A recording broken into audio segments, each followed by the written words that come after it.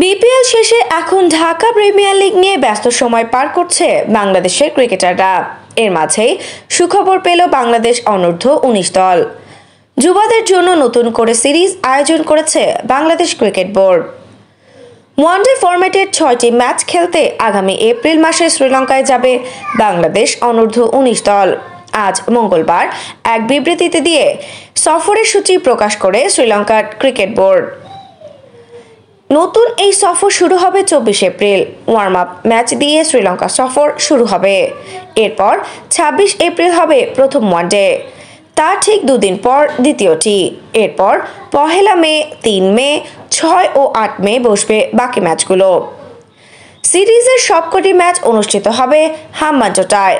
তবে খেলা কখন শুরু হবে সেটি এখনও নির্ধারণ করা হয়নি। আফসানা নওরিন, বাংলা স্পোর্টস। আপনি কি ফটোগ্রাফার খুঁজছেন? আমাদের আছে এক ঝাঁক অভিজ্ঞ ফটোগ্রাফার। সেই সাথে আমাদের আছে সরকারি ও আন্তর্জাতিক প্রতিষ্ঠানের সাথে কাজ করার এক বিশাল অভিজ্ঞতা। আমরা কর্পোরেট, মডেল, প্রোডাক্ট, ওয়েডিং, জন্মদিন সহ সকল ধরনের স্পোর্টস ফটোগ্রাফি সর্বোচ্চ কম মূল্যে করে থাকি।